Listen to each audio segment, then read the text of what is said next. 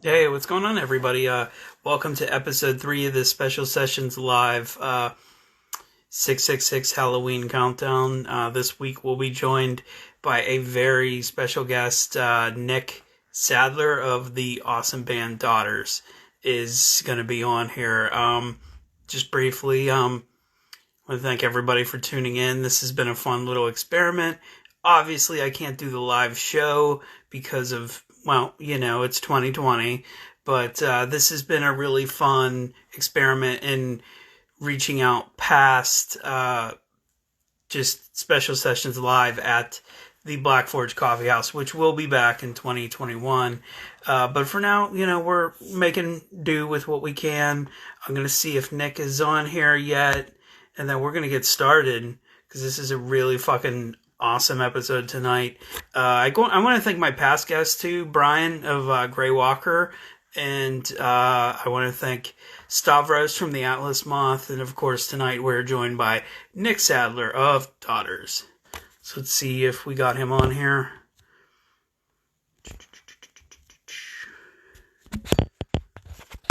It's so weird doing these.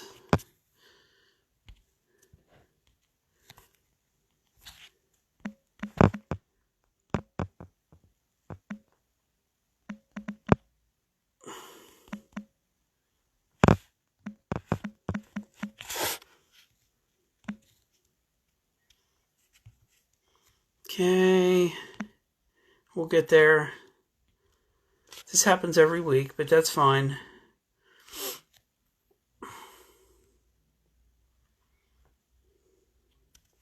Yeah, once I see he jumps on. Furthermore, so basically what the layout of this series is I ask people about 6 of their favorite or at least most memorable horror films to watch around Halloween time.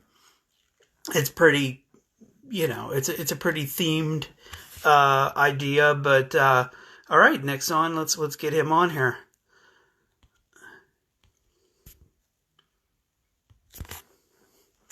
Okay, here going live.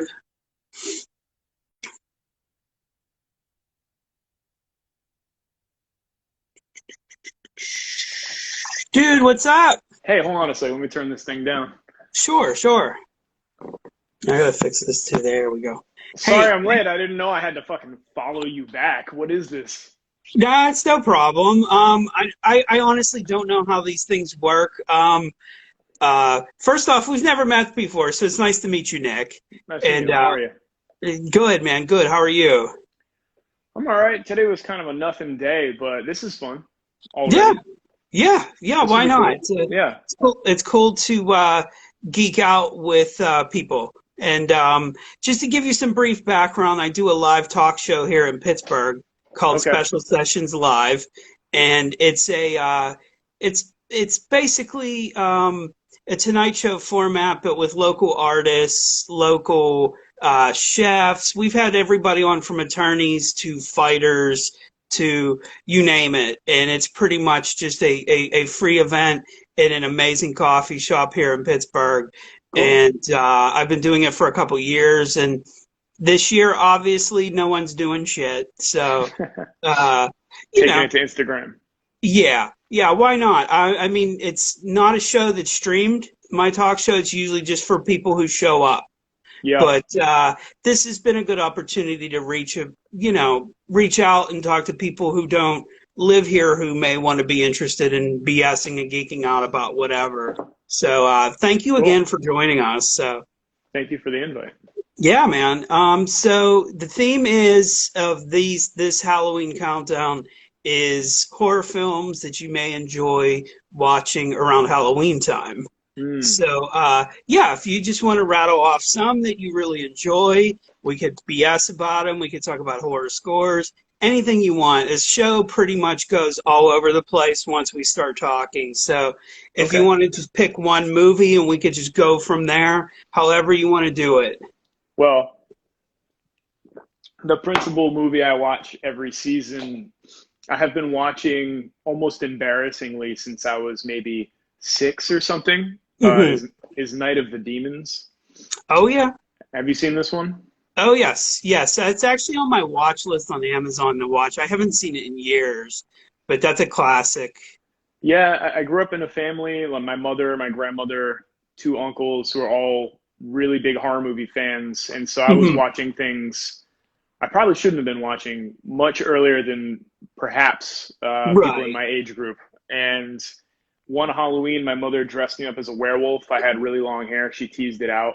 This was Oh, probably sick. like the year 1991, maybe. Awesome. And I remember just sitting there while she's doing it, watching Night of the Demons, and Hmm. it's just always stuck with me. So it's a fun Halloween movie. Yeah, it is for But sure. as I get older with it, it does all kinds of things. You know, it introduces me to a certain element of goth rock. Hmm. It sort of embeds in my brain like the Hollywood depiction of punk, which Hmm. was not accurate, but I really like. Yeah. And Yeah, they did that with a uh, lot of movies at that time. That was kind of the yeah, thing of Return of the Living Dead for sure. They pressed really hard on it, for sure. where people were in full punk, and yet you don't hear any punk music playing, I'm you trying know. to remember. There's definitely some punk on that soundtrack, Yeah. but I think the things that stick out are mostly the theme music and stuff like that, like the Oh yeah. actual score. But there, I Oh mean, I yeah. have the soundtrack on vinyl somewhere around here, and Oh, I'm that's pretty awesome. sure it has like the Cramps on it, maybe, and Hmm. maybe Iggy Pop stuff like this. Hmm. I could be wrong. Maybe I'm confusing that with Repo Man, but Yeah, Repo Man's pretty amazing. That one went full on, that yeah, went full on. yeah, I love that one. And then obviously, I get into my teenage years. I'm still watching that thing, and then there's a connection between that movie and perhaps the type of women I tend to like. Okay, yeah. you Yeah, know, for sure. always been attracted to gothy women, things like this. So Same, same. Yeah, yeah. I would kind of put it on some of those movies too. Uh, Definitely, maybe even like not as far as Beetlejuice, but not too Mm, far from it. You know, kind of yeah, Heather's Baby Winona Ryder era. Lydia That kind Dietz. of goth. Yeah, Lydia Dietz for sure. Big crush on Yeah. Lydia Dietz. I saw that movie in the theater, believe it or not. My mother Oh took me to wow. see that. I don't know what year that was, but I I saw think that and like Edward Scissorhands in the theater, I think. I saw Edward Scissorhands in the theater. Yeah, I saw that. I think that might have been the first Tim Burton movie I saw in the theater, to be perfectly honest. I I think may have mine was seen, Beetlejuice. yeah, yeah, Beetlejuice was amazing. I mean, obviously, Yeah. and that's great music. Danny Elfman, you know. You know what? I try not to listen to, as an aspiring film composer, I try not to listen to Danny Elfman too much because it's Mhm. extremely intimidating. I even go Oh, so far as to sort of, even though I love it, I kind of ignore Oingo Boingo as a mhm, songwriter because that stuff is so well done and it's mhm. complex and it's catchy. It's just like it's the perfect storm. You can't help but be deeply intimidated by this guy's work in music. It's kind of fucked Oh up. yeah, oh yeah. He's one of those special people who just came up and just right away, right off the bat, like his scores were just dead on, like right away, you Hmm. know. Speaking of soundtracks that Oingo Boingo was on, I recently picked it up on vinyl and I had it on cassette as a kid, but by today's standards is incredibly eclectic, was the Ghostbusters 2 soundtrack. Wow, I don't think I've heard this one. Well, I mean, Okay. I've seen the movie, but I haven't like independently examined this one at all. Okay, so Oingo Boingo is on it. Glenn Fry, I Hmm. think Dougie Fresh, Yes, Run DMC. Here, let me grab it. Let's see. that's I know sick. Oingo Boingo is on it. Let's see here. Yeah, it's all over the place. It's probably one of the weirdest soundtracks that rarely gets talked about. I mean, everybody knows the Bobby Brown song, but okay, here we go. Hmm. So we got Run DMC, Elton John, and you got on side one Bobby Brown, yeah, Dougie Fresh, New Edition, James Taylor. James Taylor. There must be a Oh wait, sad part okay, or so something. this is James J.T. Taylor, which I don't know if there's any connection between them two, unless he was just trying to hide it. Who's that kid back in the '80s? I think he was a Prince protege. he was like a super young singer, maybe R&B, maybe funk, and his thing was he could dance as well. And he was really Mhm. big in the '80s and early '90s. And he had a short name like JT, and I'm wondering if maybe that's him. Hmm.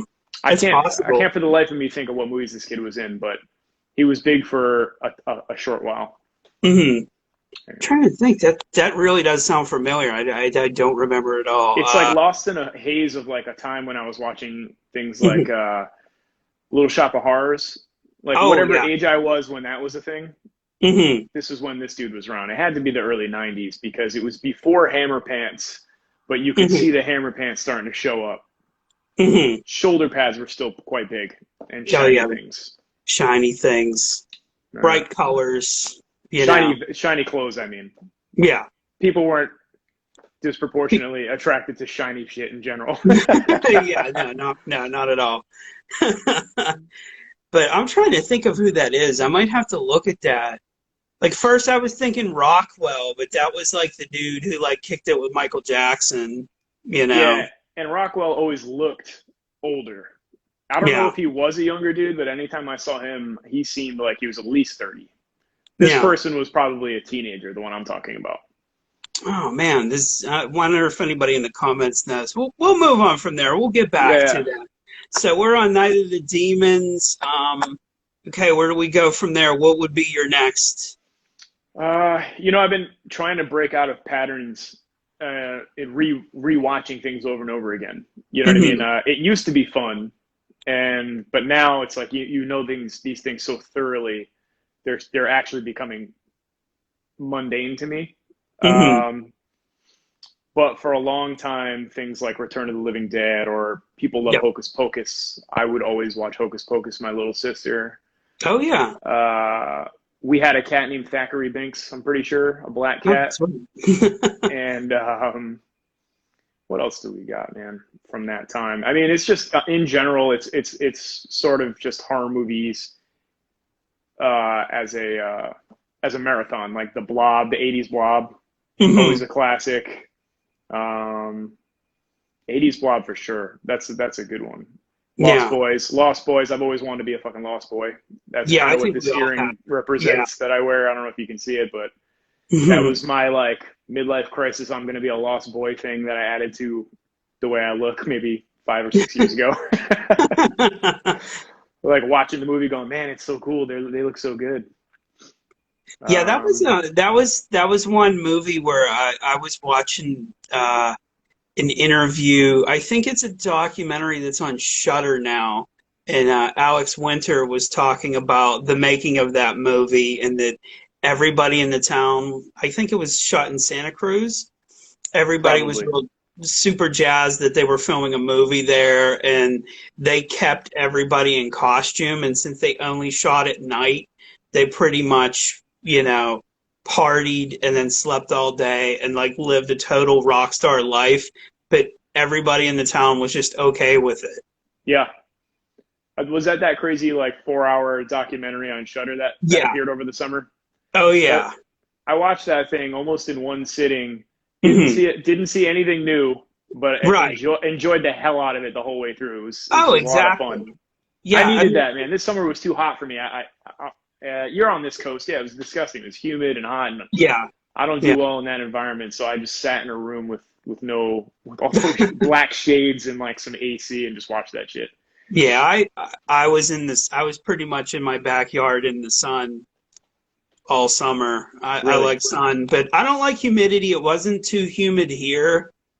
When I was coming in and out of work downtown was pretty brutal because you got just a concrete everywhere and Yeah. sun and moisture from the river and sun. No, Did that you say doesn't. you're in Pittsburgh? Yes. So Pittsburgh has a history, a horror movie related history. Oh, absolutely, Does the absolutely. city celebrate this?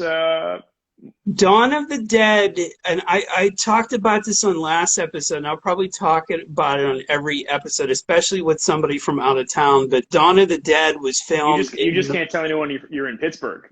you can't. Yeah, Yeah, that's you just gotta true. stop. That's true. Yeah, But I have to represent too because of my yeah. show. But yeah, other than that, well, but Dawn of the Dead, okay, so Dawn of the Dead was filmed in the mall I grew up going to.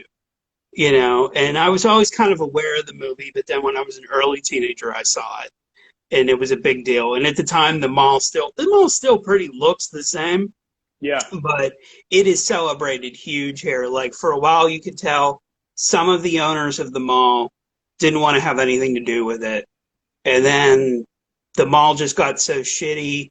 Once new owners came in, they were just like, okay, just go at it. Just go on full on. There's a statue of or a bust of George Romero right in Really? the hallway. Yeah, there's a mural painted on the one wall of zombies. And since Michael Keaton's from here as well, there's a big Batman painting of him. So it's I feel pretty like interesting. George Romero would have recognized the irony in being a statue trapped within that mall.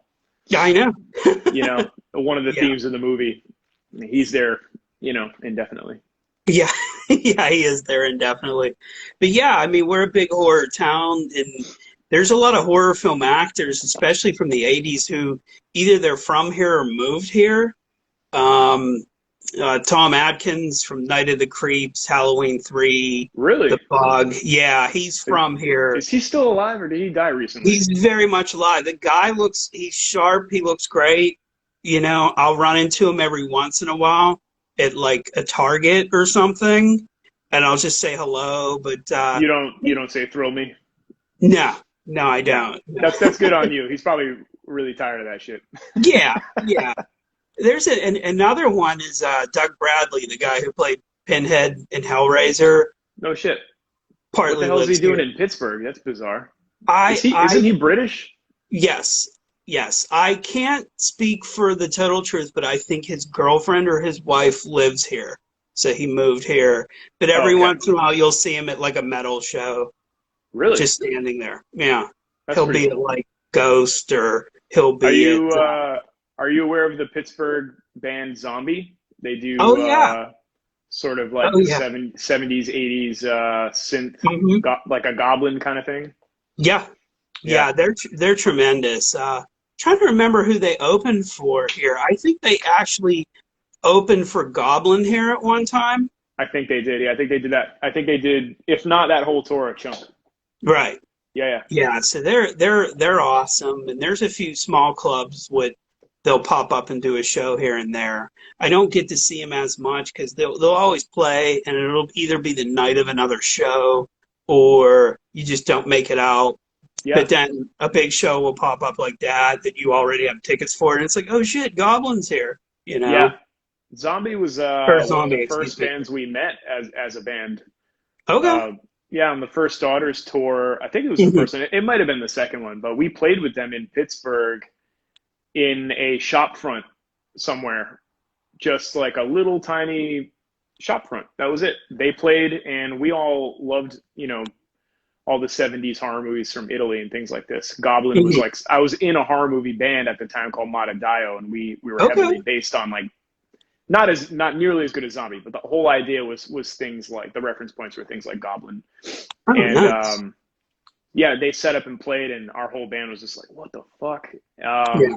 We became friends with them, and I mean, I haven't seen them in a long time, but some of Hmm. the members of Daughters still see them from time to time, and Nice. yeah, weirdly, that's one of the first bands we ever connected with. We used to go That's stay in awesome. Pittsburgh in their house all the time. I Oh, that's remember cool. one of them lives in a very dark house. Like, you know how Pittsburgh has those houses that look like they're houses that were there, and then someone Right. built a second house on top of that house? Oh yeah.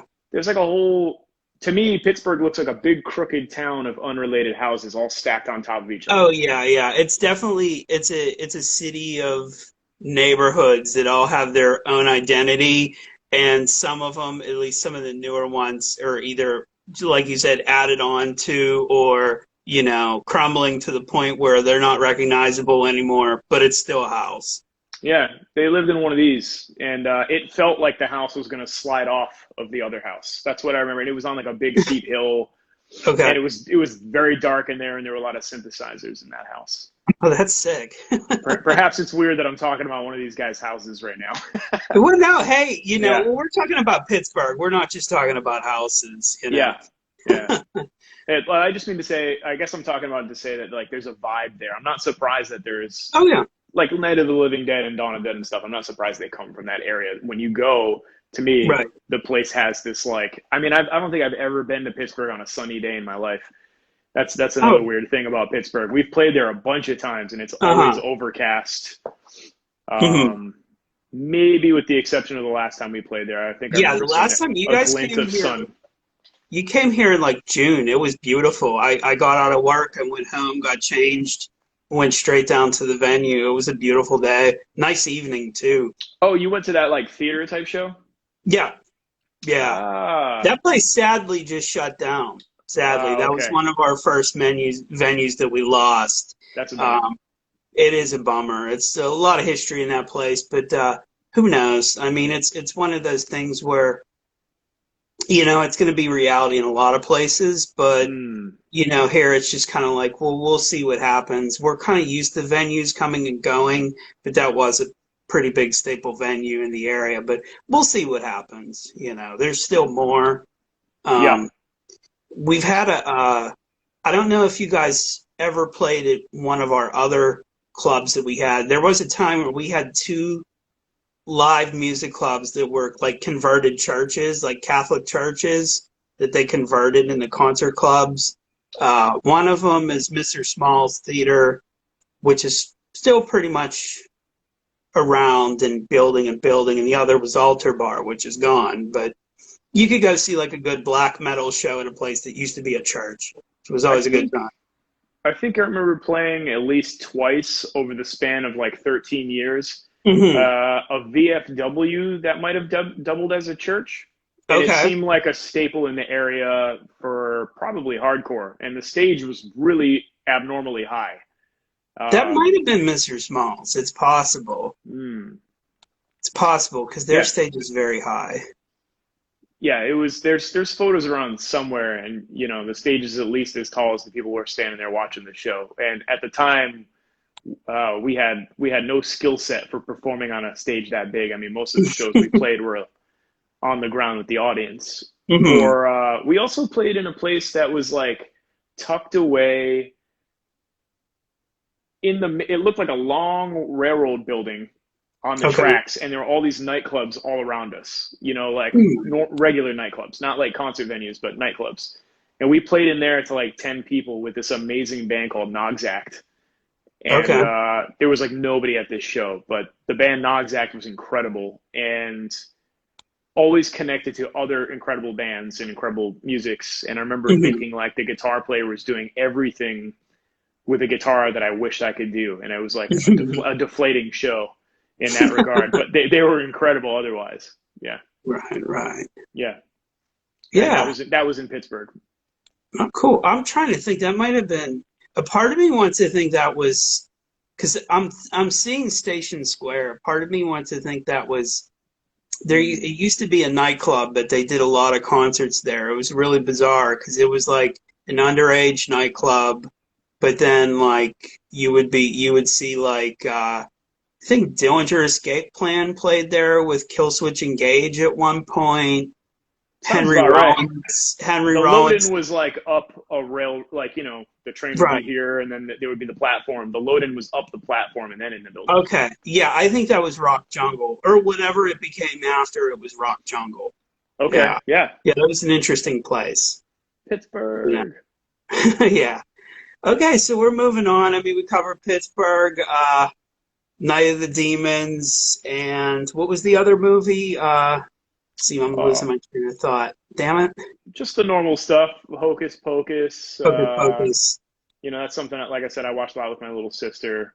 Apparently, Mhm. I saw today that it reached the number two in the box office recently, Mhm. which is, I would imagine because of COVID. I mean, what is the box office at this point? If you can Right, yeah. push a Halloween movie to number two, Yeah. you know, an old Halloween movie. Yeah, and there's a lot of drive-ins around here playing it. That's been a Oh, big really? thing through COVID. Either drive-ins or drive-in concerts, that's been a huge thing We've here. got one drive-in here. It used to be a porno theater, and Mhm. I drove by it the other day. The sign is shaped like a big uncircumcised penis. Okay. It's like a sort of a dog whistle thing. It's a little bit disguised, but if you Uh-huh. know that it used to be a porno drive-in thing, you see Uh-huh. it and you see a giant scrotum, and then you see this dick. But I drove by it the other day and it said Hocus Pocus across the shaft of the dick part. And I thought that was pretty funny. Hey, that's great marketing. I mean, Yeah. think if the movie originally was released and promoted like that, how much bigger it could have been, you know? No pun intended. Yeah. Got it. Uh, let's see, Hocus Pocus. And you mentioned Italian horror. What are some of your favorite Italian horror flicks? Let's see, man. I've always been a big fan of City of the Living Dead. Oh, I Uh, love it. I it's just love it. everything about that movie is pretty much perfect. You Yeah. know, the soundtrack is obviously incredible. Hmm. The camera work is crazy. The Hmm. concepts within the movie are nuts. I'm pretty sure it rains maggots Hmm. on a séance, maybe. Yes. Yes. Um, right down to the walls cracking within the city. Hmm. The references to actually where we are, Rhode Island's favorite famous horror writer. I'm drawing a blank right now. Lovecraft. There's all these Lovecraft. Lovecraft Yep. references and Hmm. connections to Massachusetts, which is pretty interesting. Hmm. Everything about that one is fucking incredible to me. Yeah. I mean, out of like that's Full Cheese Gates of Hell trilogy. That's Mm. probably the one that's most accessible and most easy to watch a lot. Yeah, Um, I love Beyond. The Beyond is great, but it's so depressing is for a that the horror is film. that the basement one, like in the Yes, that's house? the basement one. Yeah, Yeah. yeah, We yeah. actually, a friend of mine got to see Fabio Frizzi toured with a live band doing the whole score of The Beyond. Was that like 3 or 4 years ago? I think I saw that around and I wanted to think go. we got it here last year. So Really? that tour came through here last year. I think it was like maybe an 8 date run. That's It really just came cool. through. Um, he opened up. He played, pretty much how those concerts go. They'll play like bits and pieces of stuff that they just never made it to scores, and then they do like maybe a couple different films. I know they played City of the Living Dead, and then That's they cool. took an intermission, and what we thought we were going to go, what we were going to see was just them playing different numbers from the Beyond because it was called the Composer's Cut. But then once the lights went down and the movie started, it became slowly apparent, oh, they're just going to play over the entire movie. So they would play, What the fuck? and then a movie would start, and then a Mm-hmm. song would start, and then fucking go back to the movie. And since they had to play, you had to hear the movie over the music, it was so fucking loud the whole time. And then they would play, and you would literally jump, even though you knew the songs. You would jump just because it was so loud, and it went on for like 2 hours. But it was pretty awesome. That's And cool. he That's had a really hell of a cool. band behind him too. You We had know. stuff like that here. Obviously not right now, but typically Hmm. there's like horror movie film festivals in Providence and things like this. And Hmm. I've seen a few live scores, but to see Hmm. the original composer perform his own music over a movie that's, Right. 50 years old is pretty amazing. Yeah. Um, Yeah. It was interesting. I mean, um, you see the movie so many times, you never see. That's the thing when people do scores, you never really see the full. Unless it's like John Williams behind the scenes in like a Star Wars Blu-ray or something. You never totally. see like the composers like literally doing their shit with a live band, and that's why it's always interesting to We see that. uh we did a festival with John Carpenter in 2016. Oh, sick. He's touring with like a backing band. I think his son is Mm-hmm. in it. Mm-hmm. And we were on a different stage, but it worked out so that when we were done playing, we could Mm-hmm. clean up and run over there. And I was running in a back hallway that painted black. This was a festival that was also centered around light sculptures. Okay. And so they were controlling light and leak and things like this, and a lot of things were Mm-hmm. black. But I was going down this long black corridor alone, and at the Mm-hmm. very end of it was just John Carpenter standing there, and I couldn't help myself. I sort of ran up before I even knew what I was doing, and I'm not really that much like of a fanboy type person. Uh-huh. I was having a really good time that day, and I just ran Mm-hmm. up to him screaming John Carpenter, and he was like, Yeah. shook my hand. I said, I came over to watch your set. Good luck. And he was like, thank Mm-hmm. you. And then he went up there, and that's what they did. They played all the themes. Hmm. They even played the Ennio Morricone one from the Thing, Oh yeah, uh, to yeah. like like to a montage of like important Hmm. scenes. But it Yeah, was sick. that's what I thought the Beyond was going to be because I had seen that Carpenter tour as well. I saw Goblin when they were still like because I know they're like two or three different groups now. Like I said, I saw them with Zombie, and it You was know pretty what? much the full group, and they kind of That's did the greatest hits thing, you know. I think I noticed that. I never really made the connection. I realized younger people and all sorts of things are in images of Goblin, and I didn't realize they had factions. Yeah, they're now it's like you know how it goes. It's like somebody has their own version that they tour with. It's like Venom and Venom Inc. It's like who's real Right. and who's the real, you know. Yeah. But it's just at that point at least it was kind of like one of the first tours where they were like they realized that there was money to be made off of this and that people actually wanted to see them play. Yeah. That was the one with zombies. So that was fucking awesome. But yeah, it's Carpenter's was just next level though. It was just like you've been waiting for this presentation forever. Here it is. You know, Hmm. it Yeah. was That's cool.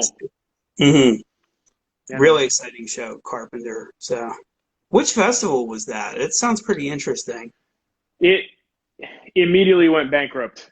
Ah, But it was called A Day for Night, and it okay, was before You Won't Get What You Want came out. And okay. we knew we had like a little bit of a fan base, but for some Hmm. reason this festival just reached out of the blue Hmm. and had us playing pretty late on an outdoor stage. But Hmm. that was an early moment when we realized there was something still going on with our band because Hmm. everyone else who was on that bill was so much. It was like one of those things where like, what are we doing here playing with Jesus and Mary Chain, and Hmm. Bjork is doing a DJ set, and we're like, why are we here? But we went there fairly terrified, having not really played in many years, and Hmm. I think maybe 2,000 people, something like that, came and watched us play outside. I mean, it was a big full audience, That's and it was like a awesome. shock to the system, and that's probably why I was in such a good mood meeting John Carpenter, because I did the same thing to Killer Mike. Like an Hmm. hour later, I saw Killer Mike, and I like beeline Oh, for him, nice. and he pretended to know what Daughters was and gave me a big hug, and I thought that was really cool. That's cool. Yeah. Yeah, I Um, know a couple people who know Killer Mike, and it's like when they were supposed to come through with Rage Against the Machine, and I was gonna hit my boys up who kind of know. I'm like, dude, I want to meet Killer Mike. I'm trying to kick it with Killer Mike, and he they'd was probably so be like, friendly. I could imagine like that dude doesn't have to be shit. He could just be himself. Yeah. I like his music, but at the time, I was pretty enamored with his support for Bernie. And Hmm. so that's kind of what really, that kind of sort of drew me to him, Yeah, and when I think about that memory, I sort of connect it actually politically, even though, yeah. I do listen to Run the Jewels and things like this. Hmm. Oh yeah, yeah. So okay, so we got through Italian horror. Yeah, City of the Living Dead's fucking like I said, it's probably the most accessible of that trilogy and the funnest. It as fun as you could get where somebody just starts making out and throwing up guts. Like that's as fun as that something where that happens could be, you know. Yeah, I mean, if you love horror movies and stuff, how can you go wrong with something like that? Just the Right. concept alone. This woman throws up her own guts, Yeah. cries tears of blood. She's very Hmm. beautiful. It's shot beautifully. It's Hmm. almost, it's obviously very horrible, but it looks beautiful. Right. And if Makes you're a horror no movie fan, it's sense. like it's killer. Yeah. Yeah. You know It's what I that was thinking about classic the other day, man? what's Cemetery that? Man. You ever watch that one? Cemetery Man. I'm trying to think. It has another name, like a lot of these movies do. Oh, Yeah. Della Morte, Della More, Okay. and it has Rupert Everett in it, and it's a zombie movie from the 90s. And back when we had this like vacuum where there was like no good horror movies in the 90s and early 2000s. Hmm. This movie I ordered on the internet a VHS copy of, like this really shitty fucked up copy. But Hmm. that's a cool one. That's I don't know why it just cropped up in my mind, but I'm gonna put that on the list. I'm gonna steal I'm it. gonna put that on my list because I don't think I've seen that one. It's That's another cool. cool thing about this show is like I'm learning about shit that I may have not seen or you Yeah. know. What We about all, Trick or Treat? That's a holiday. That's like a new holiday classic. which one's that? Trick or Treat. You know that Oh, one? Trick or Treat. Oh, yeah, with the vignettes with the girl's the werewolf one, and then yeah, Yeah, it's that's awesome. that's definitely a new classic for sure.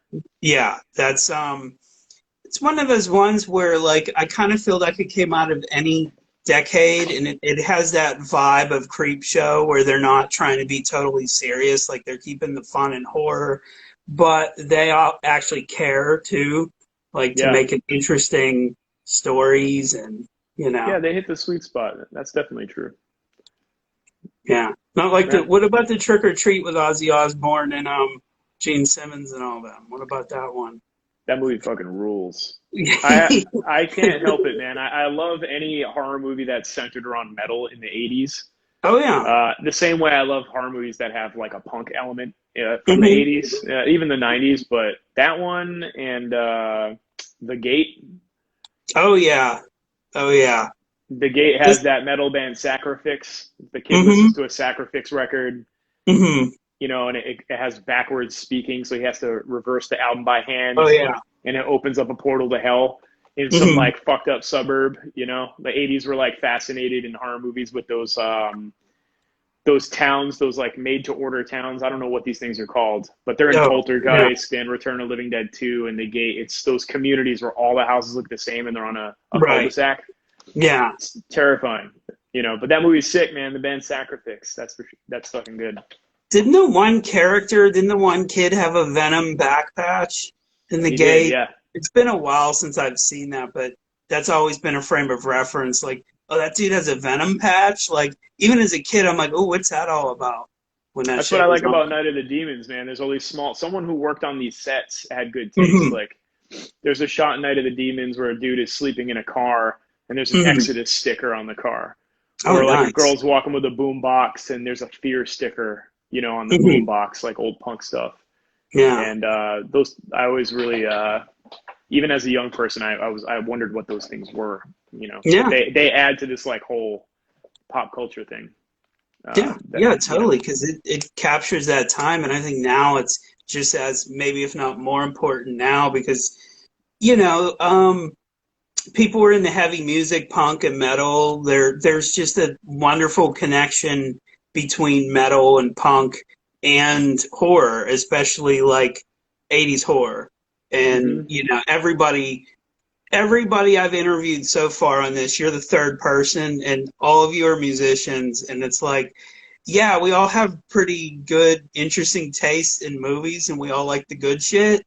But then again, like Night of the Demons, fucking Return of the Living Dead, those are always staples just because of the aesthetic alone is so like for just sure. so perfect for us, you know? There's a scene in Night of the Demons that I've always been keeping in my back pocket. Hmm. Um, First of all, the music. It's Angela dancing in front of the fireplace with a strobe light on. Hmm. That's the main goth lady who holds the party in Night of the Demons, Hmm. and they're listening to Stigmata Martyr by Bauhaus, Okay. and that song always stuck with me. It's a terrifying song in a lot of ways, Hmm. and it's an amazing thing for someone to be dancing to in a strobe light. But Yeah. it has these incredible guitar scrapes. It's just a pick on the string, Hmm. but it just goes zip zip zip zip, and the song has a lot of space in it, and for some reason that is terrifying. And they do this great thing where she's on one side of the room, and then when the strobe light blinks, they just edit her to the other side, and she's spinning around and just Yeah. that whole scene has been in my back pocket. I mean, musically, I've always tried to include things that Bauhaus were doing. I mean, not intentionally, but it's an influence. And Hmm. but I've been waiting to do a video with that editing trick, But you'd have to do it your own way, and but yeah, I always love that shit, man. Yeah. Yeah. Yeah, I mean, so let's get back. I know you work and many. and score some films and stuff like that, and you've worked in film. At least in interviews I heard you dabbled in film, which is always cool because I'm a film school dropout, and Nice. it's like always cool to like, hear that people were doing that as well. I always find the most interesting musicians also do that as well, like film scoring. I think it's so fun and like I mean your music as well and Daughters could play out as a score as is, but you could totally feel different inspirations coming in there. So who are some of your inspirations you pull from? I mean, I know you brought up the that scene and you've Elfman, but who are some of the other composers you really dig that you try to replicate at least on guitar or try to pull into your music? Well, Danny Elfman really isn't a principal reference. Right, right. What I was saying was I actually try to avoid him because when I hear Yeah, it, oh yeah, it's just too yeah, intimidating. yes. I think more than any one person, I think about the general vibe of film scores. Hmm. Although my favorite composer in film is Ryuichi Sakamoto. Hmm. He did the Revenant, the score in The Revenant. Okay, yeah. You remember that one with Leonardo DiCaprio? Oh yeah. Yeah. And he's done a lot of stuff. Been in a lot of cool things. Hmm. Otherwise, as it relates to Halloween and horror movies and stuff, for Hmm. many years now, I've been listening to sound effects tapes. Okay. I started collecting them when I was a teenager. Okay. And it's probably sounds ridiculous to say out loud, but the truth is I have been listening to these fucking things just on in the background while I'm busy in the house.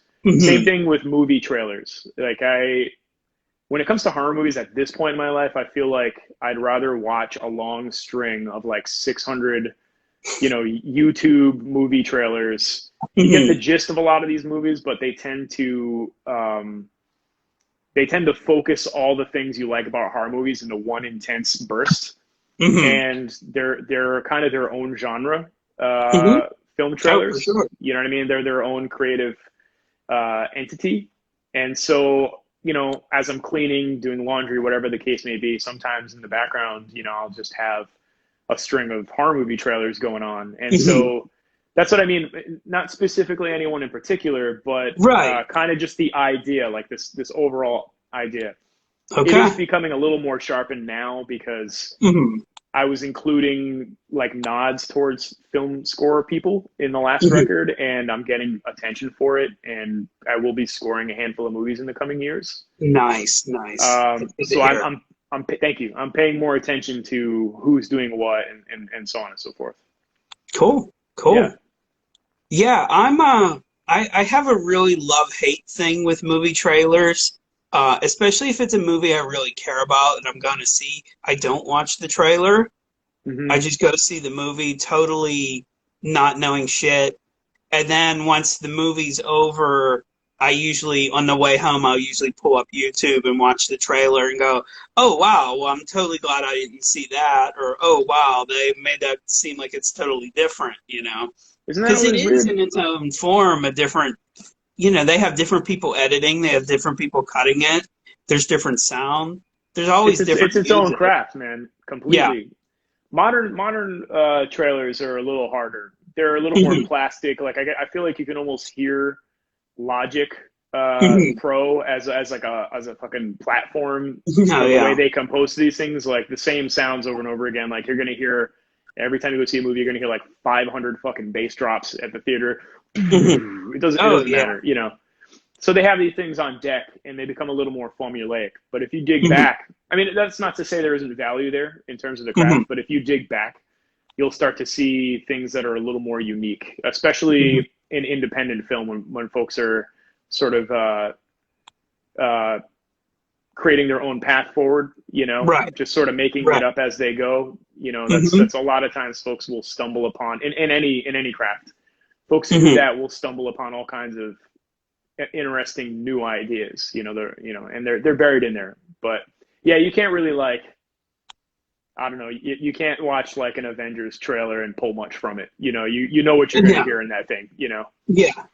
Explosions, maybe a theme song here and there, some dialogue, mix things, boom. Yeah. Okay, Hmm. I'll go see that. Not think for 2 hours. Yeah. I mean, I just the trailers for me, the new trailers, they're kind of just like bullet points, and I'll make a mental list of things that I want to Hmm. watch, essentially. Hmm.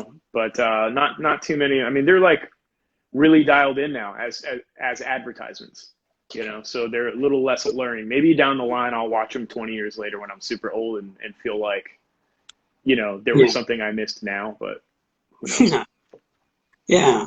Okay, so let's move even further. I think we got what, four or five movies down. Is there any others you could think of? And they don't have to be totally horror. They could be creepy. I mean, we could go Lynch, we can go Cronenberg, whatever. I mean, I could talk about some like more boring ones that I've always really loved, and I don't really watch them seasonally. To me, these are like Okay. works of art, but they are Hmm. like macabre or something. I for a very long time now I've liked this movie called Daughters of Darkness. Okay. It's kind of like it's like a bougie erotic horror movie about the Countess Bathory, except Okay. it takes place in a hotel in the 70s. It Okay. stars this incredible actress Delphine Zerrig, who was in a Hmm. lot of art films in those days. But in Hmm. terms of the aesthetic, I feel like it is one of the most goth movies ever. Nice. Um, it's like it's really gothy. I don't know how else to Hmm. describe it. And then I like also actually an erotic horror filmmaker named Jean Rollin. He did this movie called The Iron Rose. It's Okay. probably his least erotic, but Hmm. it's gorgeous. It's like it's a couple that goes to a cemetery, like this beat up old cemetery in France somewhere, Hmm. and they get lost and it gets dark, and now they're just trapped in this cemetery. And largely it's an art film, but it is a horror movie, and random things will be happening. Like there'll just be a beat up old clown walking in the woods behind them that they don't acknowledge, or they'll get Sick. trapped in an ossuary, together, Hmm. and they'll make love down there. Um, and it's again super gothic, but it's very beautiful, and I highly recommend both movies. If you're into something that's Okay. more about mood and tone, things Yeah. like that, Yeah, they I work definitely really I'm well. adding this to the list because I've heard of you said the Iron Rose. I've heard of that. I've not yet seen it, so I'm gonna add that to the list of things to watch It's because cool, that's man. right up my alley. So, Be in the mood for. Oh, if it's up your alley, then you don't need to hear me tell you. But oh, anyone who's watching, be in the mood for something slower. yeah, You know, something a little that's more what I'm. contemplative. I mean, it doesn't have a lot of meaning that you can Mhm. discern from it, but it is cool. I think the slower horror films are slowly, at least with the after The Witch and Hereditary, the slower horror films are starting to kind of reemerge as to these are dark dramas that have elements of horror, and uh, I think that might be the path forward with horror. I mean, because they all go in trends, but I think the ones that are at least sticking out over the past couple years have been very patient, very dragged out. Not your average horror fan would get into it, but at least for the aesthetic and the cinematography and everything, like The Witch was pretty tremendous. You a I fan of love The The Witch? Witch. Yeah. I mean, I don't Uh, know if anyone noticed, but there are moments on You Won't Get What You Want that are mhm. not lifted, but clearly inspired by Mark Corbin's work in The Witch. Yeah. There's like clacking sounds. Like, you remember when the little Right. girl says, "I'm the witch," and she goes, clickety, clackety, clickety, Yeah. clackety. It's like Hmm. reflected in this dude's score, this Yeah. idea of witches and this clickety, clackety sound Yeah. that she makes, you can hear in his music. And subconsciously, at some point, these clickety, clackety sounds start to make their Oh yeah. way into what I'm doing. Even though they're kind of repeated throughout the records we've made in Daughters. They become very Hmm. pronounced, and you will get what you want. Yeah. But I agree with you. I think slower is helpful in horror movies. It's less Hmm. cheap, less formulaic, and Right. it's not even just about the patience these movies have shown up with. It's like clearly these folks are thinking about their horror movies as works of art, and they're Hmm. creative, and Right. they're not cheap, and it's like we love cheap horror movies too, but I Right. mean these movies are good movies, Right. beyond genre stuff, because people largely, when you think of genre stuff, you just think of sort of like throwaway jump scares, blah blah. But they've entered the realm that people like John Carpenter and Hmm. and fucking Night of the Living Dead guy. You know, when they make these Yeah. like these horror movies that are also just good movies and they are creative and Hmm.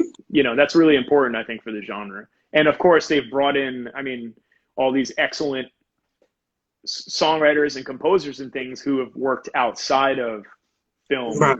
suddenly are in film, and now we have this new genre. I don't know if there's a name for it, but it's like, you know, people like Michael Levy, who did Under the Skin. Hmm. She was in Mika and the Shapes. Maybe her name is Mika. I Yeah. mispronounced it. And then there's dude who did Hereditary. What's that guy's name? Oh, Um, the score of Hereditary. he's been around forever. I've been listening to this dude, History of Warfare, since it came out, and Yeah. they brought him in, or Disaster Piece from It Follows. Yeah, that was sick. You That know, might have been the best thing about that movie was the score. I mean, It Follows was pretty inventive and pretty cool, but really what sold it was the score, like you know what? 100%. Retroactively, I'm a little obsessed with the actor Gil Gilchrist. Okay. He's the boy in that movie. Okay. He's been in a bunch of stuff at this point, but I recently found out he sings in like a sort of death metal band. Oh, And is he the kid who's on Atypical? he Isn't he might on be. that I don't series? watch a lot of shows, but I'm pretty Okay. sure you're right. I'm pretty sure you're right. Okay. And the other Yeah, I know reason I'm obsessed exactly with who this you're dude talking is someone in my life said, you know, you and Gil Gilchrist look very similar. about. Like when I'm not wearing a hat, things like this. And Mhm. I didn't think so initially. And then I started looking at more and more pictures of this kid and like, it's kind of fucked up. He's like a doppelganger. He's like a younger doppelganger. He has like the same weird, like, you know, hairline, and it's odd. I think we do weirdly look very similar. And now I'm obsessed. Come to find out, my friends in the band The Body made a music Mhm. video and he stars in it, which I thought was another Oh, no bizarre shit. connection. Yeah. No So like shit. my doppelganger is in my friend's music video, and I thought that was I get stuck on things like this. Hey, why not? You know, that's what we do. There's another one. It's not necessarily a horror film, but I believe one of the dudes who's in Portishead was part of the score. The movie Annihilation, Natalie Portman. It's Uh, probably Jeff Barrow. I think so. Let me grab. I actually have that vinyl. Let's see. Yep, you're right, Jeff Barrow. Yeah, Yeah, he does. sick He's done vinyl. all kinds of stuff, man. He did some synth work where he and his buddy scored. I think it's. I mean, you can't see it; you can only listen to it. But they scored. I'm pretty sure like the Judge Dredd Hmm. comics or books. There's an album of that I remember came out years ago. That's awesome. And Hmm. as a producer, he's totally amazing. And I'm sure Hmm. he scored a handful of things. But one of the things he did was he put together this band surrounding someone named Anika, which Hmm. is sounds a little like Nico, sort of, not really, but Okay. anyway, yeah, I'm pretty familiar with Jeff Barrow, so I didn't know that about Annihilation, but that makes a lot of sense. Yeah, it's one of my favorite scores in years. That's not. Um, I mean, The Witch was one, but yeah, and I bought that vinyl, but I kind of afraid if I play that too much in the house that bad things are going to start happening because Black it's Pete, really no, it's not Black Pete, Black Phillip, right? yeah. Oh yeah, Black Phillip. Yeah, Black Pete's the that's that like weird deity in the Netherlands, that's right. Yeah. right? Yeah, yeah. It's just one of those soundtracks where it gets really quiet and then it just goes off, and you're like, yeah, it's fun to listen to with people around. Alone, it's kind of like I don't know what's going to happen. What is it going to awaken in the house? Whatever. But the Annihilation score I listen to often, Yeah, especially the side D of it, which is the Alien song followed by the Annihilation pretty much theme is just I remember seeing it in the theater. I saw it like 2 days in a row just because I couldn't believe what I saw. And that shit was just I mean, I wouldn't consider it a horror film, but it's definitely horrifying and it's so dramatic that it is very moving. Could be a horror film along the lines of Hereditary it or The totally has Witch. elements. It's clearly like a Yeah. sci-fi movie, but it's skirting the line for sure. Yeah. It's Absolutely. very it really takes you to some dark places that some of the Have you just like seen Hereditary. Possessor yet? I haven't seen Possessor yet. I do have that. I think I bought it digital. I think it's on there That on my score, Amazon. that score is profoundly good. Okay. Very, very interesting stuff. I remember hearing it and again feeling instantly just deeply intimidated by the fact that I'm about to start working on films for other people, and then you have someone who's really pushing far. You know, when you hear a piece of music or something and you don't know how it was made exactly. You know, like what did this person do to manipulate these sounds to do this? I'm sure Right. you'll notice when you watch the movie, the score is awesome. It's really cool, Okay. and you Yeah. can't hear it That's gonna anywhere be just yet, interesting. I don't think. But you know, I think I either saved it on my Prime on my watch list or maybe it's a pre-order or something. Not sure. Could be thinking of another one. There's so many movies that kind of have similar titles, right, but right, right. I Well, definitely I know mean, I of it. stole it. It's on the radar. Let's put I it like stole that. it. I use Pirate Bay. I heard about it. I just stole it. Nice. I steal everything. I don't care. Shit. So we covered some good things. Let me think. Do you have any like last film, favorite horror film of all time? What Favorite would you say? horror film of all time? Um, you know what? In life, I don't really have favorites.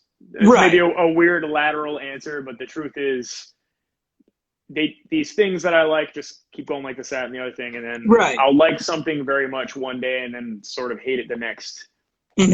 And it's hard for me to pick favorites. Maybe it's just Night of the Demons, though. I mean, Right. again, it's probably the one I've seen the most. Hmm. And oh, you know, I also like Demons, just Okay. the The Italian one. Argento? It's Or didn't Argento Argento and produce it? Yeah. Lamberto Bava, or maybe That's it. Mario Bava, one of these guys. Hmm. Another one that has metal and punk soundtracks Hmm. and people in it. Those two I like quite a bit. So I guess a couple demon movies. Yeah, there you go. There's another one that Argento did. I think it was like one of his more American movies with a young Jennifer Connelly called was it Phenomena or something? There's a lot Phenomenon. of yeah. There's Yeah. fucking Maiden, Motorhead, um oh God, I think there's a Venom song on that. It's like just ridden with metal and in places where it's like not obvious either.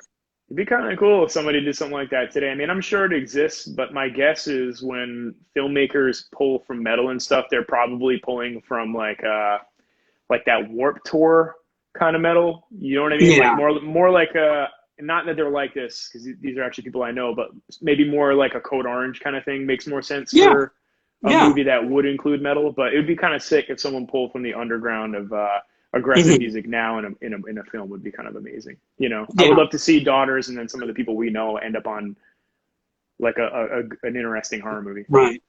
Code Orange would be other than that would be perfect. I know that I mean they're Hmm. Pittsburgh kids, and God, I remember them when I think I talked about this the last episode. I remember seeing them when they were like 17. You know what's weird Just think, about Code Orange is anytime anyone mentions Code Orange anywhere, and mhm. this is not a slight to you, it is more like a Yeah. phenomenon. Someone immediately says, "Geez, I remember them when they were like 16," like without Oh fucking yeah. fail. But to me, that just says they have a lot of hustle and they're kind of dedicated to music. And Oh, although 100%. what they're making is not really my thing, when I met them, they were like really fucking kind, and they Hmm. were working way harder than I was. Like Yeah. that was immediately noticeable. Like we were playing a couple of shows together, and they were designing shirts in the backstage, and I was Hmm. there drinking like a beer, you know, like looking for chips and stuff, and you know. And Yeah. it made me go, oh, okay, these guys are working really hard. I have a lot of respect for that, and of course um, they are they are putting in the effort to be creative, and to me that matters. Oh yeah. You Yeah. know, They're uh kind of control of everything, which is cool because they have the aesthetic. They have I know the one guy in the group dabbles in film and all that and does really cool art projections, you know. probably Uh Eric, I would guess. Yeah. Oh, Yeah. we're ending. We might take a break. Let's cap this off. The video, I got 20 seconds. I'm just gonna close it out and then we'll close up when I go back. So if you could just hold on a minute, Eric, Nick, I and gotta then pee anyway. I gotta pee anyway, man. So I'll take talk a to you in the queue. bathroom break. We'll be back in a couple minutes and close this off, okay? Thank you very much. Awesome.